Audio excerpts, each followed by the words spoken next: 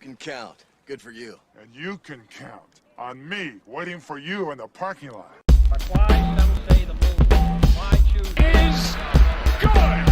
Rams win it. And on to Super Bowl 53 they go.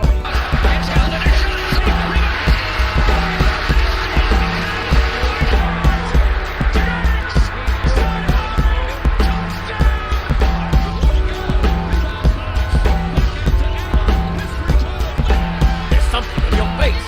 It was paid. That is broken up by Data.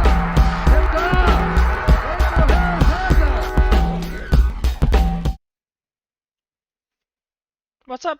What's up, everybody out there? Hello. Welcome to the Parking Lot YouTube channel. Today we're joined by a fellow man on the YouTubes, which actually that's also another thing. I probably should get your channel link as well. But a fellow man on the YouTubes as well as also an NFL connoisseur. His name is Jake. So welcome to the channel, everybody. We were kind of just hanging out here, so we decided. Yeah, we just decided to just stream. Why not? No, I hear you. No, I appreciate you guys having me. Look forward to, talking football and, whatever else you guys want to talk about. There's definitely a lot to talk about because I think we should definitely recap week 2 as Monday Night Football is being played right now. Because Do we have to? that was a shit show.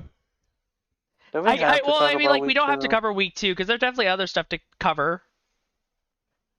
I wanna Because, talk like, about week 2. So what was the recap? So, besides the fact that Tanner now hates my guts, which is great, And I got So the- bullied by Bills fans. you played the Bills. What did you expect? I expected Did a you- game, not Well, an ass whooping. you expected it to be close? Kinda. I mean, That did not not at all not getting happen. blank. It was not close whatsoever. No. I'm sad. Let me look. So let me look up the scores. So, yeah. So Dolphins lost to the Bills. That's a Yeah. given. I thought the Patriots Jets game was going to be closer than what it was. That was 25-6. Jets. It's Well, the they're not. Jets. The Patriots aren't at the highest of tiers now, are they? Let's keep in mind that 4 It's still interceptions by the Zach Jets. Wilson. How many interceptions did Zach Wilson 4. Yeah. throw? Ooh. Yeah, Zach Wilson wasn't very good, was he? That Sam Darnold trade No. is looking very weird. And the Panthers look pretty promising. Yeah, the Panthers winning 11 games. I think when you look at, going out and getting, Hassan Reddick for the defense, Brian Burns is one of the best pass rushers people just don't want to talk about for some reason. They have 2,000-yard receivers last season, and Robbie Anderson, who now is back with Sam Darnold, and DJ Moore. I talk about Terrace Marshall, a second-round pick. Love him coming out of LSU. And then, of course, you have Christian McCaffrey healthy again. So there's, and I didn't even mention their first-round pick and J.C. Horn. They have a lot going for them, by the way. Carolina is a tough team this season. They're going to be 3-0 because, they're going up against the Texans this week against Davis Mills. And, while I like Davis Mills coming out of college, I don't think he's ready yet. So I'm going to say that Carolina ends up going 3-0, and that's the best start they've had in a minute. So, that's definitely a team that caught my attention. Would you, Jake? Would you say that they're the early surprise of the NFL season this year? Not for me. NFC at least. Not for me, but for the people that were sleeping on them. Look, like Matt Rule, everywhere he's gone, he's changed everything about wherever he went. So you look at Temple, and kind of cool connection there. He coached Hassan Reddick at Temple. He's got some guys like Bravion Roy from Baylor. He went to Baylor after they were a mess. I mean, keep in mind, Bryles and everything that went on there. Like, Baylor was a freaking mess because of the off-the-field stuff. But, Rule did such a good job of repairing it. He left a really good rest of the program for the guy that just came in, and Baylor looks good again. But here he is, Rule, in his second year, and I think a lot of credit has to not only go to him, but Joe Brady, who was the OC at LSU when he had Joe Burrow. Joe Brady is going to be a head coach this time next season. He is a phenomenal offensive mind. He should have been the head coach for the Bengals. I kept saying, I like Zach Taylor. I am a Rams fan. Zach Taylor came from the Rams. But let's be real here. Joe Burrow and Joe Brady, reuniting would have been really cool. But this guy's ready to be a head coach. And you're seeing it early on. He's got Sam Darnold in a really good rhythm. It's not a shock to me. And the fact that they trounced the Saints shows them they might be a little further ahead of schedule than even I had them. And I have them win 11 games. So. Yeah, and that's definitely true He's in because the division with Tom Brady. Yeah. That's the sad part. Yeah, well, 11 games isn't going to win you the division against the, reigning Super Bowl champions or what have you, but that's still going to get you in the playoffs. And with the 17 game season and 7 teams from each conference making it, I'm not going to lie to you. It does not really matter. If you don't get the number 1 seed, it really doesn't matter what seed you are. The number 1 seed is going to give you a bye, but since they switched to the 7 teams instead of 6, there's no more 2-team buys. So losing the division isn't like a huge deal. We saw last year the Seahawks, won the division. The Rams beat them. We saw, Washington ends up winning the division, and the Bucs beat them, but Washington put up a good fight. You just have to make it, and once you make it in the playoffs, anything's possible. Yeah, anything's possible. Oh yeah, for sure. It also really helps that the Panthers put that out after the Saints had an impressive win week 1 too, because with Saints win week 1, that probably made everybody think that the Saints have not skipped a beat since Breeze, but the Panthers definitely put up a really good fight. And that's another thing as well. The Saints is probably the surprise team because they're probably the biggest question mark, I think, this season. There's no more Breeze. The guy who's literally been leading the New Orleans offense is called it retirement. They have to now rely on Jameis Winston, who biggest headline before being the starting QB was his 30 for 30 at Tampa Bay before Brady, which everybody made that, the minute that happened, everybody's like, will Winston ever have a good year ever again, or will he become a journeyman almost at that point? So he's definitely holding up for now. I think that's something a lot of us don't consider. Well, and another thing that people don't consider is context. If you look, aside from Tom Brady, every quarterback that has started their first season with Bruce Arians has led the league in interceptions. You look at Andrew Luck, you look at Winston, and you look at Carson Palmer. That is a high-octane passing attack. That is a risk-it, no-biscuit offense. Everyone knows that. So Jameis threw 33 touchdowns still. The interceptions, yeah, that wasn't great. He ended up getting LASIK eye surgery, so we'll see if that helps. But this is somebody that could play in this league, guys. And when he threw 5 touchdowns, I wasn't at all surprised. I know he had a rough game against the Panthers, and I'm going to chalk that up to the Panthers being legit. Their defense is coming along strong. But Jameis can play. And, I think it's honestly, and this is my biggest issue, Tom Brady deserves a ton of credit. But this idea that Tom Brady took this team and rose them up to a Super Bowl, they were ready, guys. They really were. And Jameis, honestly, the next season, Jameis could have led them at least to the NFC title game. You look at that defense across the board, stacked. Did he come in and get Gronkowski? Yes. Was he the reason that they got Antonio Brown? Yes. But did you need those guys? Not really. It's honestly kind of overkill. So I don't think Jameis Winston gets enough credit. And, I know Taysom Hill fans were freaking out at me because, when I first started my YouTube channel last year around November, I kept saying Taysom Hill should not start over Jameis Winston. That is ridiculous. It's not a good look.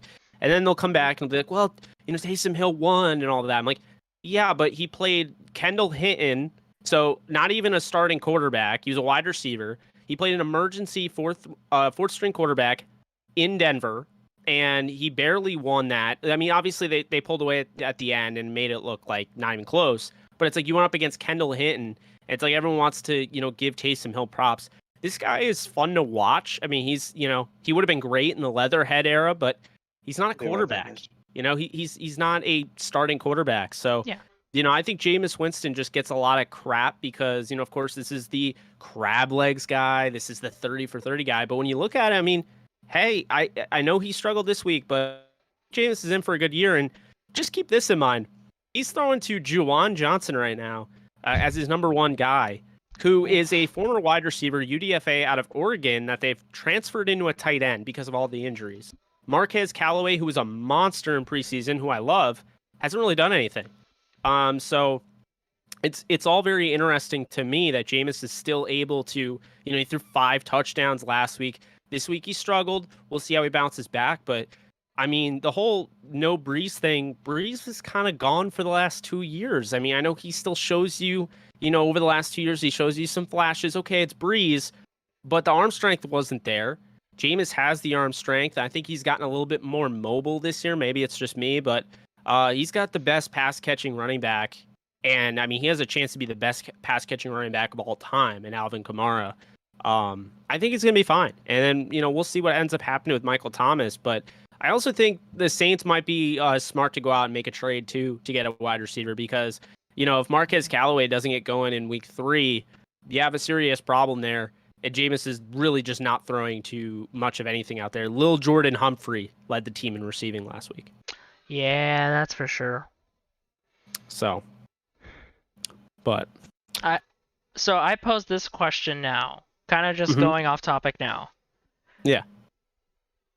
It's something, I think it's just common with our channel. We love quoting other sports YouTubers. I think that's just a thing of, like, we're just all fans who just decided to make a YouTube channel. So, quoting another YouTuber, who is right now in the lead for the Injury Bowl? Is it the Indianapolis Colts or the San Francisco 49ers? What about Baltimore? Yeah, I mean, Baltimore, but they won. I mean, the 49ers don't even have running backs. Yeah, 49ers lost 3 running backs. I showed it my girlfriend because she's a 49ers fan, and she's like, well, is 49ers doing okay? And I said, well, here's a tweet from Schefter. They just lost 3 injuries, and they're all one position. I bet they regret cutting Wayne Gallman, who had a really good year last year when Barkley got hurt. And I just I was on a show earlier, Falcons show, Falcons and Bears, and we were talking about the Falcons, and I said, Cordarrelle Patterson may have gotten his run as a fantasy asset this week against the Buccaneers, but Wayne Gallman is going to get that offense down, and I think he's going to surpass Mike Davis, to be honest with you, as the go-to running back. Mike Davis will still be used in the passing game, but Gallman's legit, and that's a guy that the 49ers just cut. Yeah. They signed him and they cut him. Oh, Jerick McKinnon, yeah, he's over in Kansas City now. Tevin Coleman, what about him? He's over with the Jets. So, I mean, I know they're working out guys. They're working out Lamar Miller, who hasn't been the same, unfortunately, since the I believe I want to say it's the Achilles tear. He also had a torn ACL at Miami in college, I believe. And then the other guy, it was, I want to say Duke Johnson. I could be wrong on that, but I know they brought him in for workouts. We'll see if they sign anybody. I don't know how you bring in guys for workouts when you don't have running backs available. Like, as of right now, their running back would be Trey Lance. Yeah, it's surprising that they're just not massive shopping. Just screw it, these two. Like, they're still they're still reviewing film. They're still wanting to make the right decision. Oh, man. I think they made a mistake. My team, the Rams, they just got Javian Hawkins on their practice squad, a guy that's been cut by the Falcons and Titans. But when you look at the film, going back at Louisville, every time I watch Tutu Atwell and Des Fitzpatrick, who I like a lot, 2 receivers that I thought really stood out.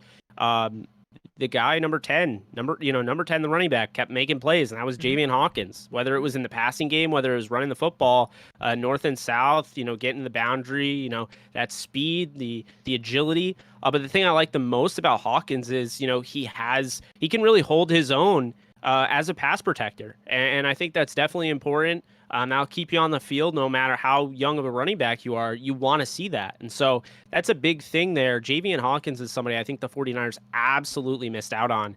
And then, there are other ones out there. I mean, just a little bit too late for Latavius Murray, who's now with the Ravens. They do have Trenton Cannon. I did just remember that. He is the only running back that is healthy on that roster right now. And he was just in the Baltimore game last week, this time last week, he was in the Baltimore game. Oh. And he got cut because of Devontae Freeman and Latavius Murray, and he was literally in the Baltimore game. So, I mean, we'll see what the 49ers do. They could also sign, Devontae Freeman played. They could sign him off the Ravens practice squad. They could sign Le'Veon Bell off the Ravens practice squad. There's a lot of really good running backs, or at least solid running backs around that are on the practice squad. Another one Kyle Shanahan has familiarity with is Alfred Morris. He is a free agent. Adrian Peterson, Todd Gurley. There are guys out there that I would definitely If I were the 49ers, I'd get Gurley tomorrow. I Uh-huh. think Gurley can still play, but Definitely. This You was a Super Bowl team 2 years ago. Like, that just hit me now. This is we're not talking about a team that has always struggled. This team was a Super Bowl team 2 years ago. That's, oh my goodness, that's just insane to think about. Why do you fall?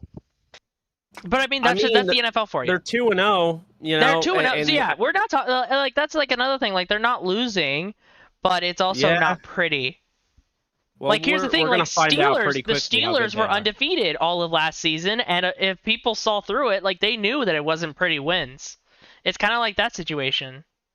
Yeah, they just play, all three phases of football. You look at their special teams, it's the same recipe of how they beat the Bills. It wasn't pretty at all. Big Ben couldn't move the football. I expect this to change as the season goes on. I think this is a brand new offense being installed by Matt Canada, a guy that, coached at Maryland, has that familiarity with the running back, Anthony McFarland Jr.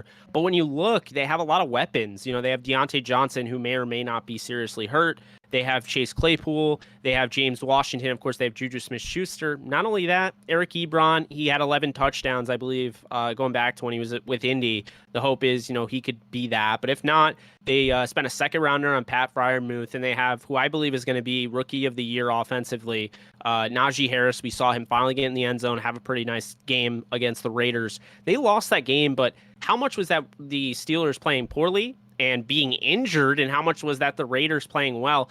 I think it's a little mixed, because you look at that game, you go back and watch, you're like, okay, the Steelers still hung in there. They still hung in there.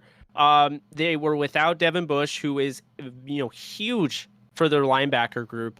They have Joe Schobert, and that was a great pickup, but Devin Bush allows you to literally cover anybody all over the field. He's got elite athleticism. Then you lose Joe Hayden was out with a groin injury. So that's your number one corner right there. Going up against, the guys that the Raiders have, and, Brian Edwards, and you talk about Henry Ruggs, the guy that was able to get, deep down the field in this one. On top of that, I thought they did a nice job, covering Darren Waller. They held him to under 70 yards receiving, which I don't remember the last time somebody's done that. I'm sure somebody has, but I don't remember it. So you look at it and you're like, okay, well, the Steelers had a bunch of injuries. They lost TJ Watt early on in the game. That game could have been a little different, if not for, without all those guys. But, got to give credit where credit's due. The Raiders look like a good football team, guys, early on in the season. I mean, I was very low on them. I had them winning 3 games. I didn't think they'd be this good. But here they are. It doesn't matter if, Josh Jacobs is healthy or not. Kenyon Drake's there. And on top of that, Derek Carr looks like a menace right now. He looks like one of the best quarterbacks in football. And then you look at the defense, you're getting a ton of pressure off the edge with Yannick Ngakoue, a guy that they got from the Raiders and then Ravens. And then on top of that, Max Crosby, who was, a 3rd, 4th round pick, I believe out of Northern Michigan or so. I don't know, Eastern Michigan. I interviewed him, and I did not expect him to be this good. So I mean, there's a lot of players that they have, a lot of guys that are really, making things happen, and they just showed you they could win big even without Darren Waller going. So that's scary. If you found a way to get Henry Ruggs going, I've said that he's criminally underused. And if they start getting Henry Ruggs going on top of Darren Waller and Brian Edwards, and then you have, Mr. Reliable over the middle and Hunter Renfrow, that team's going to be hard to beat. Yeah. Yeah. Oh wait, update right now. Green Bay Packers did score after halftime, so the score is now 21-17 Green Bay over Detroit. So Packers are right now in the lead. And that was Rodgers' now 3rd passing touchdown. Rodgers has 3 touchdowns already in this game. Great. I think I lost in fantasy this week. Anyway. Yay. Great. So the Lions look better than everyone expected. Oh, Gee, well, it's almost yeah. like I said that. Yeah. Well, they do. but yeah. I gotta ask you this, Jake. Are you big on NFL, or what would you say you're more big on, NFL or college? NFL by far. Okay. To be honest with you, I wouldn't even look at the college. I know I watch my 3 teams. I watch Kansas. I know it's crazy. I'm a Kansas college football fan. I like Kansas, I like Bama, and I like USC. And I have a Okay. reason for all three of them. Kansas, family bloodlines. USC, I've been watching since Reggie Bush was the thing. And Right. honestly, like the moment people started to doubt Nick Saban, it just made me an Alabama fan, and I just love watching them. He runs like a business. They're just Yeah. so good. Right. Um, Can't do it in the NFL though. well, you didn't really get a huge opportunity to do it. I wonder now if he could possibly do it. But anyway, I think, looking at those teams, I have so much fun watching them. Really, no one else kind of picks my interest. And here's why. I don't want to watch college football all year long and see all these guys and connect with them and have these emotional moments, so to speak, that causes me to be biased, even not on purpose, but maybe just we're human. I want to avoid those biases in my my scouting because I rank all the prospects every year. I do about 350. I do a big board of 350 prospects. And I understand that probably raises the question, well, what about USC and Alabama and Kansas? And you'd be surprised. Like, Mac Jones was my 6th quarterback this year, and I really liked him. Tua, I was not very high on as an NFL prospect. I liked him in college. Jalen Hurts, I loved, but I had him as a 6th or 7th quarterback coming out. USC, I love Amon-Ra St. Brown, but he didn't even come in my top 10. And then, of course, Kansas. I mean, they have a couple good guys, but they're not loaded. So I try to avoid the at least I try to avoid the biases. And so I find a lot of people, they get sucked into the moments. Like, you go back, you watch the Russell Wilson Kirk Cousins game. That game was awesome. Russell Wilson, Kirk Cousins battling out Michigan State versus Wisconsin. It was such a good game. But I found myself always biased towards Russell Wilson after that. And it was funny because he went in the 3rd round, and I'm like, I would have picked him in the 1st. And then I think everybody looking back at it now would have picked him in the 1st too. Well, yeah, now exactly. So maybe the bias would have worked there, but maybe. I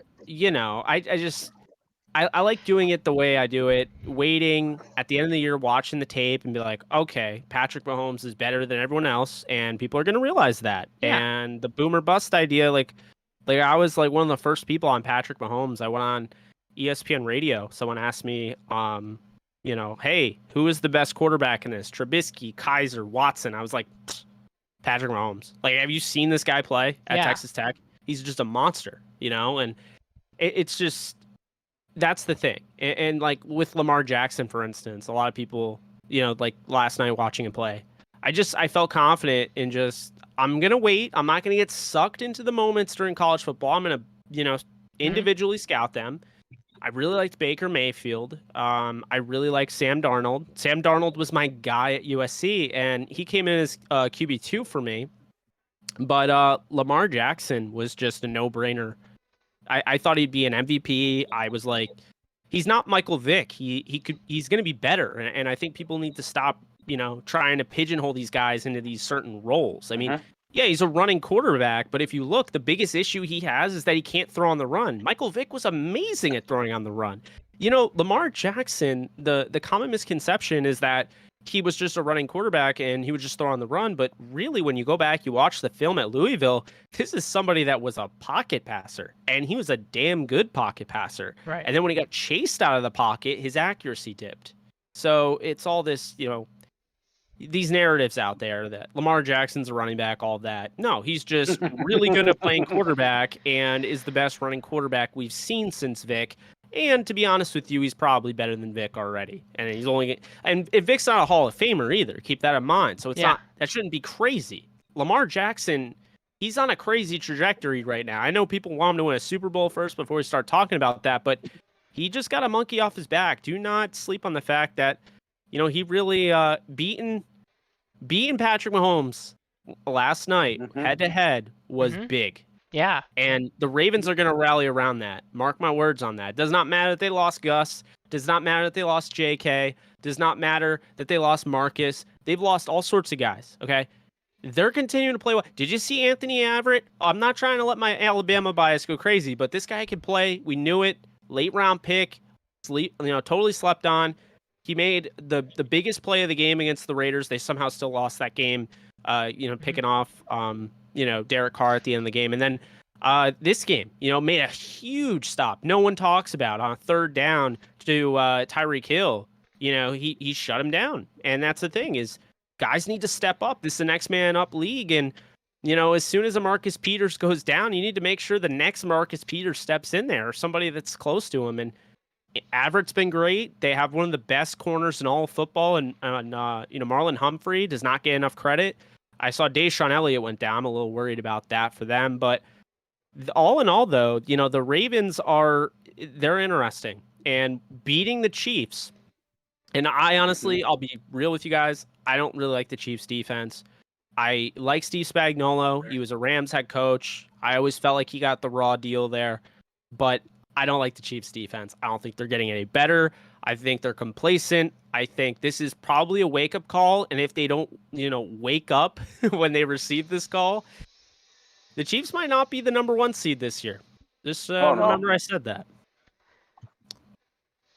I mean, in the past 2 games, they were allowed how many, over 30 points? First 2 games? But and the thing is, they'll get a turnover. And everyone will forget it because Patrick Mahomes will throw a 70-yard touchdown. That's, I'm not trying to be a hater. I'm just telling you this is exactly how it goes. That's true. You're right. Yeah, and then it's like, oh well, yeah, they don't have any issues. They got the turnover. They're fine, Patrick Mahomes. But then you lose a game like this, and it really starts to make you like, oh, I was already having this thought, so now I'm hoping most people are like starting to be like, okay, all right, what was I thinking? So I mean, hey, the AFC is going to be tough. I would hate to be in the AFC West right now, just as much as I hate to be in the NFC West. Those are the 2 craziest divisions right now. Yeah, for sure. But also, Denver's taking on easy teams, but Las Vegas. Don't sleep on the Giants. I'll say that they played a really good game against Washington. Their defense, coordinated by Patrick Graham. They're legit. Washington really did a nice job of moving the football at the end of that game. Guys, what was the biggest concern about the Giants aside from the offensive line? It was Daniel Jones. Can Daniel Jones lead this team? Daniel Jones, I believe, is 4th right now in fantasy points for quarterbacks. He's been up for the challenge. And if he can't throw it, he's gonna run it, and he's not afraid. And who's been huge for him? Sterling Shepard. I mean, the 2nd-round pick. Fantasy. People were just writing off. They have a great connection. If he stays healthy, he's going over 1,000 yards this year. He looks great. So, and Saquon isn't even fully healthy yet. So, the Giants are legit. I have them winning the division. I don't think that that win that the Broncos had should just be discounted. They went on the road and they beat the Giants and they beat them down hard. And that's the thing is that, winning by 2 scores in that, Teddy Bridgewater looked good. Jacksonville, it's like they just managed the game. They knew they had Jacksonville beat. You go back, you watch that game, and you're like, okay, yeah, they just wanted to win. They weren't trying to go for style points or anything like that. Vic Fangio's defense is unbelievable. We've seen it with the Bears. Now we're seeing it with Denver. Going out and getting Patrick Surtain was just crazy. And then their offense is loaded. Like, on paper, if Teddy Bridgewater is just good this year, not even great, not even elite, maybe even just average. If he's average, they're winning maybe 9-10 games. If he's good, they're maybe winning 12-13. They're already 2-0. Oh no! They're Oh no! Oh no! We have a friend in this chat. Oh my god! Well, not even a friend in the chat. He has come. He's on the show all the time. Surprised he's not here today. But yeah, last year he became a meme because he said the Broncos were going 11-5 last year. And when did he say this? He said this. He didn't even say this. Wasn't even like beginning of the season. He said this this after was they had a loss. I think it was like week 8. Yeah. Like week 8 or like something. Let me come to the defense. Let me come to the defense of the Broncos. Last year, if Drew Lock doesn't get hurt in week 2 against the Steelers, it's a completely different season. He hurt his shoulder and they lost. Honestly, the interception, he throws the interception. Cortland Sutton tries to make a tackle. He hurts his shoulder. He's out for the season. Drew Lock hurt his shoulder. The problem is Drew Lock can play through that. I felt that really hurt him. His accuracy was off, all of that.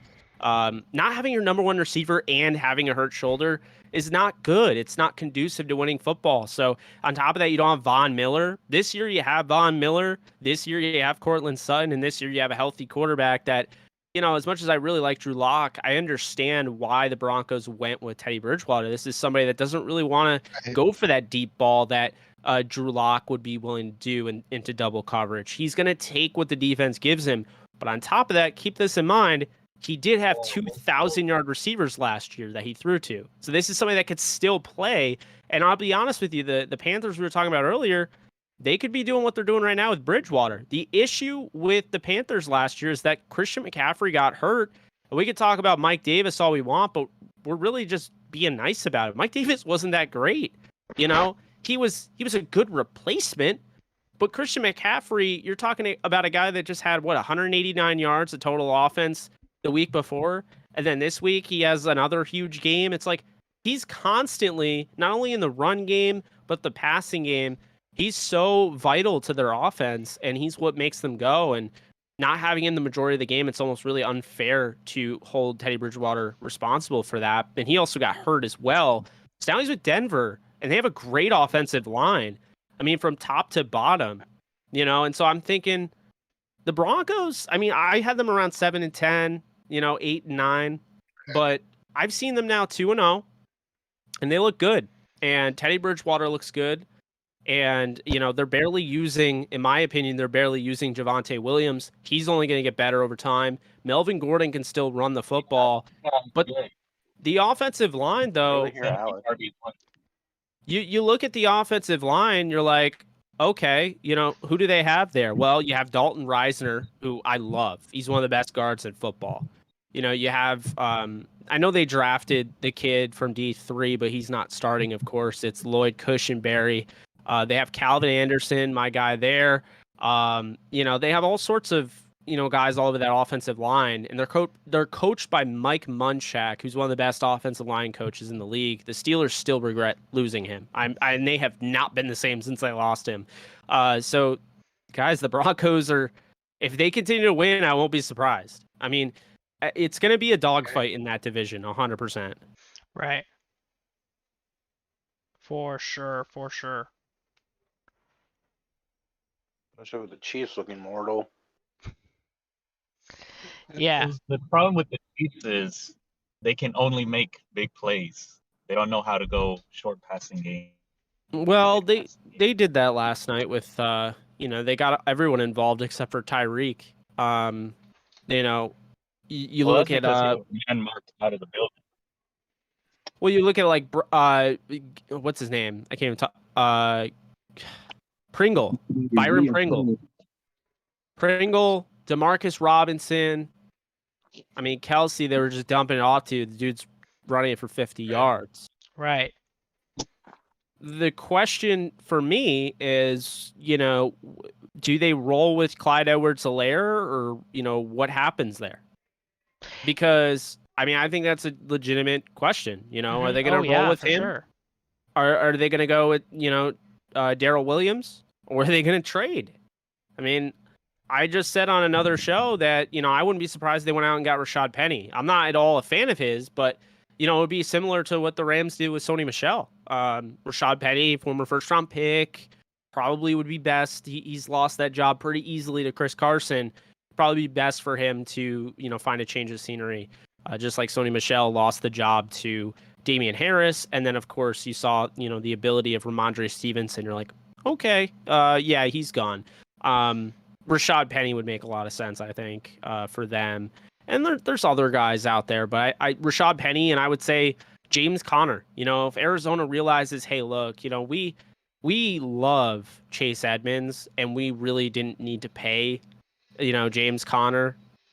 We have, Benjamin, who we drafted. He is a local guy. He's from Arizona. You send James Conner to the Chiefs. They still have, Jerick McKinnon. I just don't think he's the same player after the 2 ACL tears, unfortunately.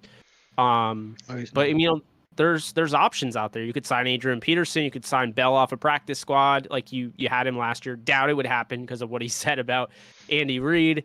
You could sign Devontae Freeman off a practice squad. You can get Todd Gurley. I'll always say Todd Gurley can still play in this league. And when he was benched, the yards per carry wasn't great, but also look at the offensive line he was dealing with in Atlanta. Todd Gurley was third in rushing when they benched him. And the guy that benched him got fired shortly after. So it's not like he was doing a good job. Dirk Cutter. So, I think I think the Chiefs should definitely reach out to Gurley. They should reach out to Peterson. I like Clyde Edwards-Helaire. I'm hoping it's just, but he has, I don't know what it is early on. He started off, keep in mind, first game of his career, he had like 120 rushing yards or whatever. Yeah. But you can't fumble the ball like that. That's huge. But shout out to Odafe Away, their first round pick from Penn State. He fell because they were like, you could be like a top 15 pick or whatever. He fell because he literally didn't generate turnovers and he didn't sack anybody. He had 0 sacks. So, right. It's funny. That's the reason that he fell in the draft. And here he is. He makes play of the day and pretty much seals the game for the Ravens. Oh my goodness. Speaking of Eno, do I have to mention ASU's performance on Saturday? Do I? I could skip it. I have no idea what ASU did on Saturday. Oh, for fuck's sake. Okay, so context, I go to ASU. So if anybody knows anything about it, it's me. I had no idea. No, it's fine. They got their ass kicked in the second half against BYU. Which, like, people are making the joke now, BYU has beaten both U of A and ASU and most of the Pac-12 opponents. Like, Pac-12 is just in shambles now, is everybody's biggest quote, because, like, USC got their ass kicked and every other team's getting it. Besides Oregon, but Oregon always wins. But yeah, ASU UCLA got lost big. UCLA lost to Fresno State. That was where most of it generated too, because UCLA lost to Fresno State, and Fresno State is... Yeah, so just everybody is, ASU had the momentum, I literally tuned into the game late, like early second quarter, late first quarter, and BYU had double-digit total offensive yards. We're talking late first quarter, double-digit total offensive yards. The minute I turned on the TV, that's what I saw. And then BYU got the ball, and they ran down the field. They did good passes, and they were beating the man-to-man, which they knew that they were going to beat because of the size differential between cornerbacks and the wide receivers. Our corners were like 6 foot. Their wide receivers like all average 6'5". So they won the man-to-man easily every single time and just ran us out of the building that night. And so... everybody, like, I've only seen it once. I only seen one person who's like, Herm better win a Rose Bowl or else he's out, and I don't know. It was sad to see. But it's okay. My spirits are lifted. U of A still has the longest losing streak out of any Power 5 conference team, so it's fine. Well, now they do because Kansas finally won. Kansas won? How long have they been losing? Kansas hadn't won a game in 2 years. And for U of A? They beat South Dakota by 3. U of A's last win was October of 2019. Yeah, so U of A is right now on a 15-game losing streak. Yeah, I think Kansas was like 2019, but it was like the first game of the season they won. Jeez. Yeah, no. But that was such a bummer with Kansas because they beat South Dakota, and they got the North Texas transfer Jason Bean, who I really like. He runs like a 4.2. No one can tell me otherwise. Dude is so fast. Wow.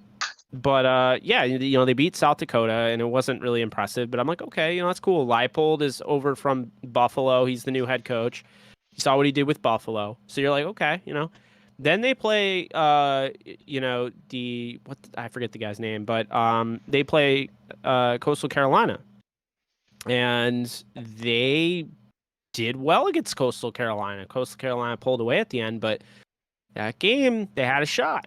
And then this weekend, it finally it hit me. I was like, they're down one possession once again in the third quarter, and they end up losing 45-7 to the Baylor Bears. Oh man. Oh yeah. Damn you, Matt Rule. From what I was saying earlier, he has them in such good shape. It's like he's not even there anymore, and he's still coaching the team. Yeah, no, it's so yeah, no. Legacy continues. Yes. Oh my goodness, and it's so funny too because U of A. So not only are they on a losing streak, but U of A actually lost yesterday to an FCS school, and not Oh, just that's an great. not just an FCS school. They lost to Northern Arizona University, who Oh, their Lord. biggest tagline going into that game was that their entire roster was all players from the state of Arizona.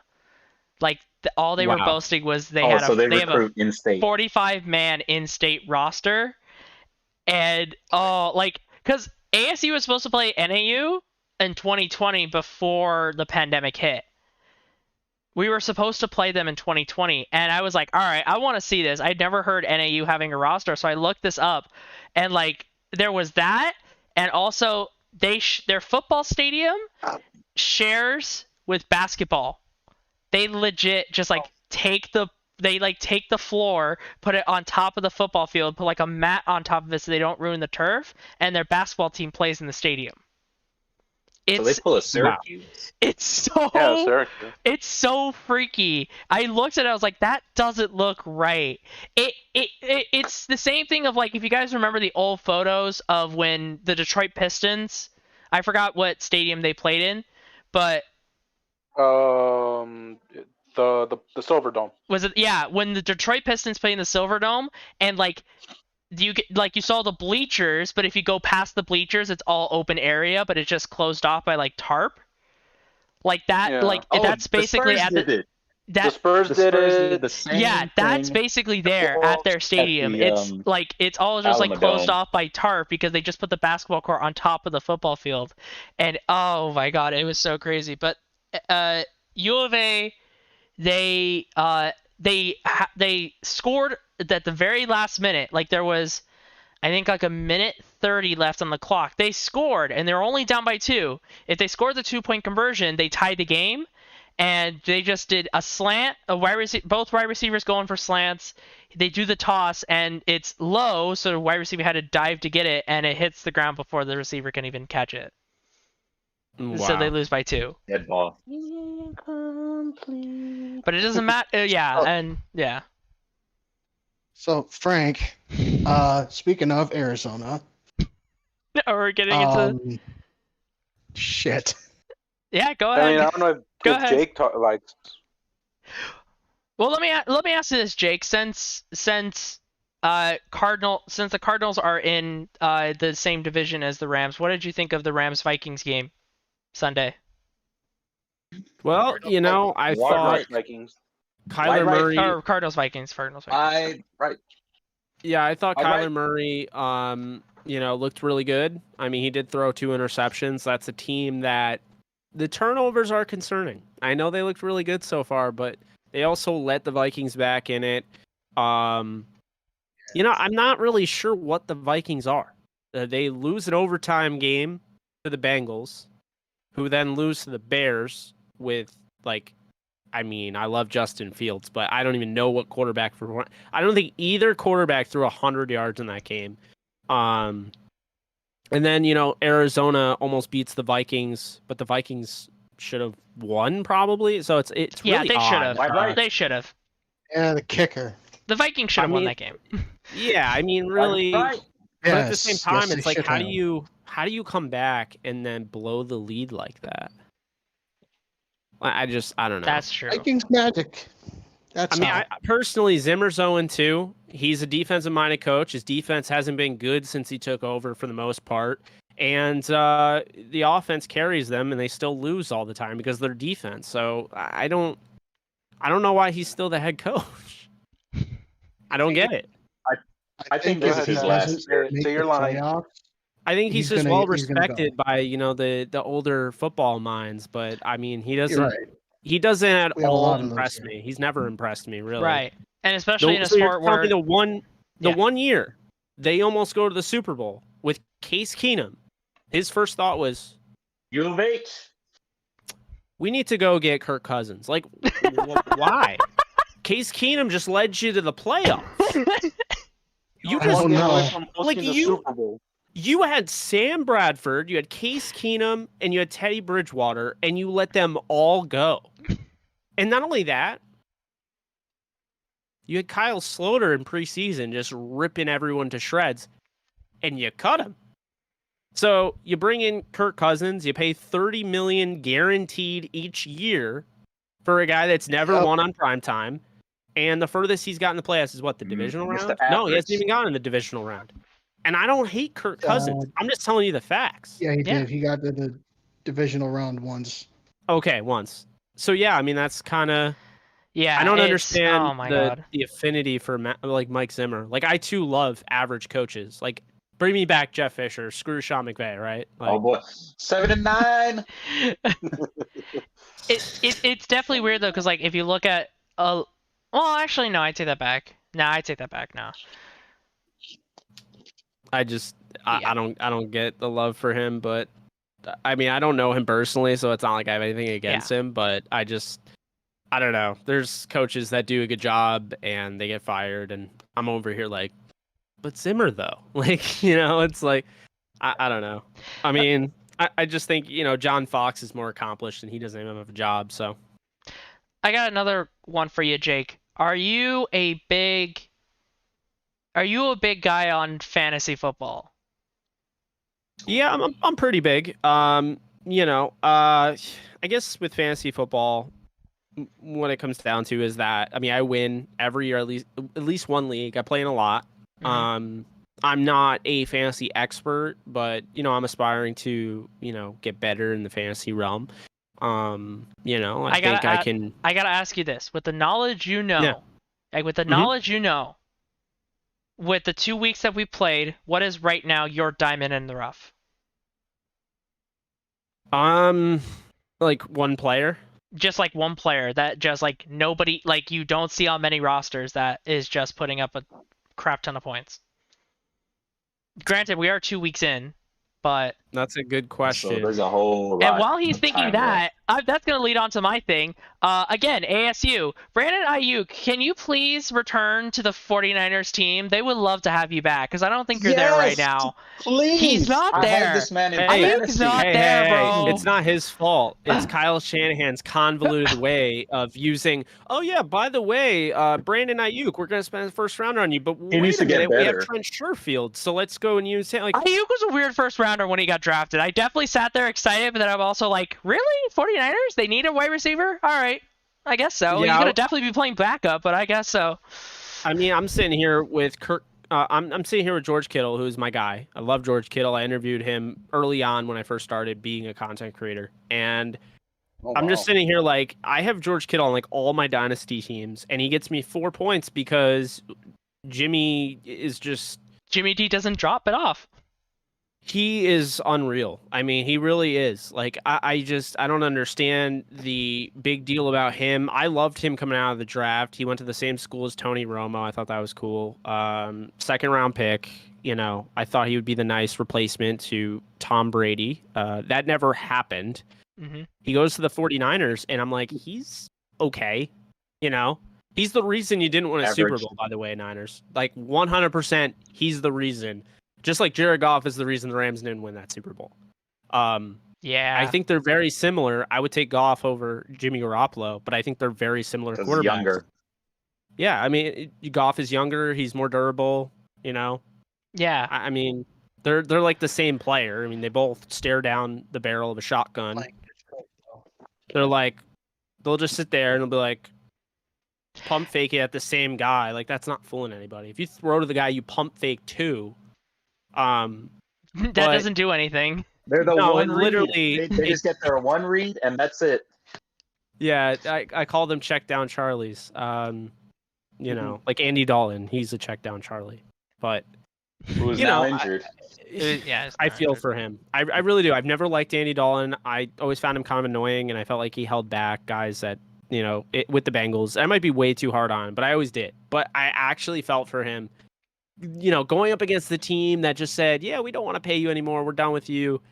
And then just seeing them, like, they're winning, and then all of a sudden you get hurt, and it's like, that sucks. Like I'm feeling like right now, I feel like Jamal Williams going up against the Packers. I'm sure he's like, I want a huge game. Like they gotta feed him because he's got to get his due. Just like I wanted to see Geronimo Allison use, but he's not even on the Lions anymore, and I don't even know. The Packers are about to blow away. Yeah, the Lions Packers are right now having a sizable lead because Roger just fumbled the ball. It's the same freaking thing I hear all the time. It's pissed off Aaron Rodgers. He literally had a terrible week 1 matchup, and now all of a sudden he is he's his MVP. Going off. He's the only person scoring touchdowns, I think, for the Packers right now. I think all of their scores have been passing touchdowns, if I'm not mistaken, because he has 4. Yeah, he has 4 passing touchdowns. They've scored 4 times. Has he passed to Devontae Adams? Has he passed to Or a Devontae TD? Adams? Does Devontae Adams have a TD? Let's see. He's at No, he doesn't. 3 of them yards. to Jones. 3 of his touchdowns are to Aaron Jones. That's okay. He's on my other league team. He held out he's in my so other league. bad for Randall Cobb, and he's not throwing to him. Yeah, I thought that would be interesting, but Yeah. I mean, at he least helped my me team out. has and- no Randall Cobb. Okay. Also another thing. Jake talked about feeling sad for Andy Dalton. We haven't mentioned Tyrod Taylor, the guy who literally is probably the most gets the most fleeced. It happened again. Oh, But the thing is, I hate wait, that, look, man. the thing is, like, damn shame. it's not as severe as the other times where legit the quarterback that came after him was stellar. Like we don't know that yet, but he's injured again. General Mills. He's injured with General again. Mills. Because Has anyone seen Stanford last year? anyone seen Is what? the QB that? Did anyone watch Stanford last year? Stanford. Yeah. no. Because we had. Davis Mills was my 5th quarterback in the draft. I like him.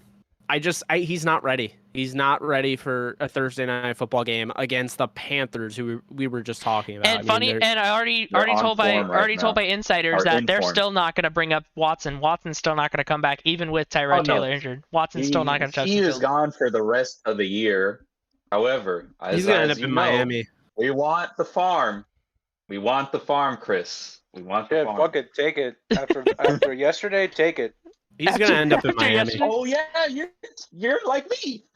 Wow. Oh no, there is a huge sizable difference between the Dolphins and the Texans. Do not even go there.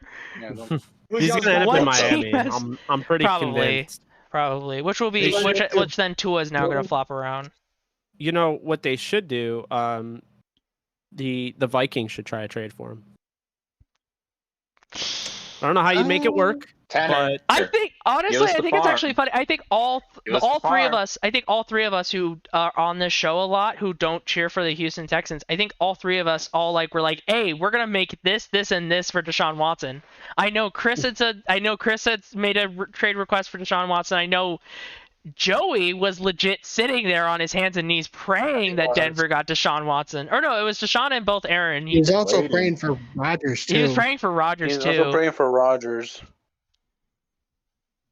Which that just made the offseason crazy. wow. I don't know. Jones has how his we're- 4th touchdown of the game. Oh, did he get another one? Yeah, he just ran it in. Oh. No, at least I won in my other league. Okay, that's Yeah, a brace. so now that was a running. Yeah, so Rodgers didn't throw that ball. He ran it in. Wow. Whoever Well, has at least Aaron I Jones won as a in my running other back, league. you I'm happy are. about that. Man, you are definitely loving life if you have Aaron Jones. I don't even know who has them yet. I would not rule out the Lions in this game, by the way. They came storming back in the 49ers game. I would They had not some rule them fight in out. them. Right. I mean, I wouldn't also say they're 100% going to win, but I think they'll make this game close. I think you could see more points from. I think the Packers will still be throwing the next drive. I think what's funny, and the thing is we don't consider, this is closer than all the other years Packers Lions has happened. Yeah, usually it's already done by the first half. What's the score right now? 35 Well, to here's the 17. thing. Coaching matters. Coaching does matter. Coaching matters a lot. Exactly. They have a guy that I respect a ton in Aubrey Pleasant, who's the Rams cornerback coach. You look at what he did with Darius Williams, turning him into a top 10 corner. Troy Hill. I mean, Troy Hill was a UDFA who went to Cincinnati, he got cut, went to the Patriots, he got cut, he went to the Rams with Fisher and stayed around all that time to the point where he finally just left and went to the Cleveland Browns because they're the hometown team for him. But I look at Aubrey Pleasant and what he's been able to do to develop those guys. Now he is with Detroit, and it's going to take a little bit. You know, they're down 35-17. It's going to take a little bit, but he's got, you know, Jeffrey Okudah, although I think he's out for the season now, but, you know, he's got guys he can work with. Oh, you know, no. Amani Oruwariye. They have Afadu Melifonwu, who I love from Syracuse. You know, they have some names. So and he's a secondary coach now. So they have, you know, a guy that I like a lot. Not Tracy Porter. I almost said Tracy Porter. Tracy Walker. He's a secret superstar. Keep his name in mind. He's a very good player. You know, they have Will Harris. You know, they have you know, a lot in the secondary that I think Pleasant can work with. And then on top of that, guys, Dan Campbell can do this. Like, I know everyone laughs at like the way his, you know, like everyone's like, oh yeah, like the bite your knee caps or whatever, and it's like you don't like him because you've never seen a coach like him, so he doesn't come off as professional. But like we've seen it, like how is Mike Zimmer professional? You know, how is Bruce Arians the other day?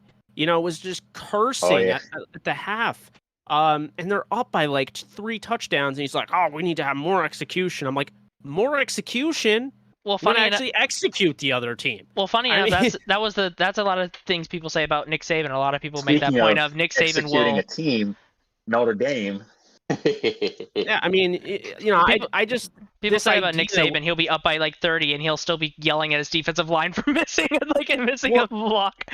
And I have no issue with that. I have an issue with everyone being held to that whole standard or whatever, or ignoring it for just the whole point of, you know, oh, that fits our narrative, and then trying to paint Dan Campbell as this like wacko. It's like Dan Campbell took over the Miami Dolphins. They went like 5-6 when he took over as the interim coach. But, you know, people are like, oh, well, that's not, you know, below 500. I'm like, well, obviously, yeah. But look what he was working with. And I'm going to say right now, Dan Campbell will turn this thing around. He got a great OC.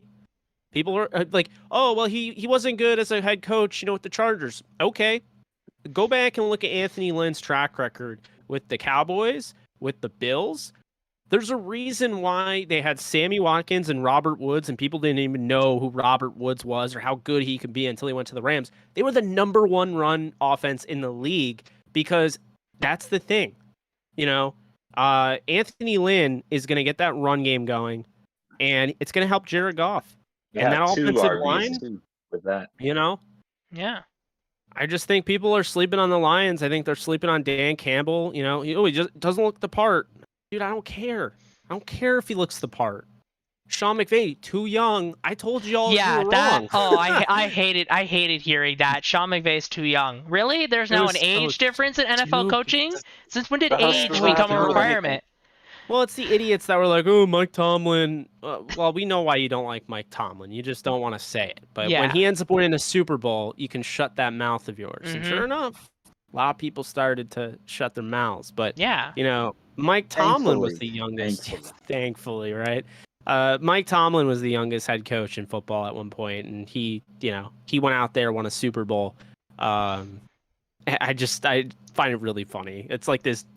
It's these narratives that people create, and it's just like, all right, you know, like the straw man argument. You know, it's like there's always stuff out there where it's like, okay, this is how it is. Well, no. But if I show you the context, then my argument's wrong. So we're gonna cover that up under all sorts of hay and all of that. It's like I see it all the time. So that's just my that's my rant on Dan Campbell, and it's why like people, you know, if they lose this game, it'll be, oh, Dan Campbell's 0-2, he can't get it done. But you know what I saw? I saw a Lions team that was now all of a sudden competitive. With They're the playing Packers. 4 quarters. They were competitive with the Packers. When can you say that? They were competitive with the 49ers. Yeah, like when did you say that? Yeah, it's crazy. And they're moving the ball now. Well, there's a delay of game, but you know they were moving the ball. Well, speaking of narratives, I think the most popular one on this show is Lamar Jackson as a running back. So you know what? I think there's well, Nah, it's not even. that's it's just, a but meme that's at this that's just point. Alex. That's Real Alex meme. being Alex. I mean, even one of it's our like, you know, when one of people our are like, friends has a they song. talk about what's his face, his backup, and not his backup. He's on the practice squad. Trace McSorley got Yeah, cut. it's because the Trace McSorley song. You know, it's like Yeah. it's a meme at this point. No Bro, one takes and it not only that, seriously. but both memes in last year's NFL season, I think were either cut or practice squad. Trace McSorley got sent to the practice squad, and then I think Ben DiNucci got cut, just outright. DiNucci, Oh yeah, he got cut. He did get cut. That meme wasn't even Dallas. anything. It was just TikTok being dumb. So I like. yeah, no, I agree. There was like nothing there to it. Oh my goodness, that was weird. I mean, meme or not, Lamar Jackson is a top 5 quarterback in the league, and Yeah. arguably Yes. top 3. And it's time for him to finally get that respect. Mhm. I mean, I'm surprised the guy that's won the MVP doesn't have the respect. But Cam Newton, we're still talking about how Cam Newton needs a job, but we're telling everybody that, you know, Lamar pick him Jackson up. can't play. Honestly, I don't understand why Texans haven't signed Cam Houston. Newton yet. You guys know Cam Newton hasn't been good at the quarterback position since Age of Ultron came out in theaters. Oh. But we're still talking about him like he's this, you know, Yeah, we're still great talking about him quarterback. like he's like top 10. I mean, But I just need an upgrade over General Mills. That's what I need. no, you gotta give Mills some time, man. I need anything. Which Mills, honestly- Oh if, yeah, you too. if Yeah, you you want a too. guy that can Wait, work well, off schedule, Okay, Mills hold on. isn't that guy. But he can work within structure if you give him a good game plan, and he's got receivers too. You know, Amendola can get True, open. Brandon He can Cooks. find the soft spot in the zone. You have Brandon Cooks, who's a hell of a receiver, most underrated receiver maybe in football. You're talking about a guy that nowhere, like a nonstop, no matter where he goes over 1,000 yards if he stays healthy. I mean, to me, that's consistency. Healthy You have last Farrell week, so Brown, you know, who I think is underrated. You have Jordan Akins, who you've barely he's used. good. And look, Nico Collins got Yeah. hurt. We He'll used be him back last year. eventually, you know. But I mean, the running backs, you're 3 deep there. David Johnson, Philip Oh, yeah. Lindsay, and you got Mark Thank Ingram. you, Denver. Thank you, Denver. So Yeah. Oh you know, my goodness. I don't feel like that's the thing I keep trying to explain is like I don't think the Texans are a bad football team, but they're so even. Like they have all these veterans that like they wanted to sign there just to get their tape out there, so then they can go back into free agents next year and be like, look what I did with the Texans, because they're gonna get playing time.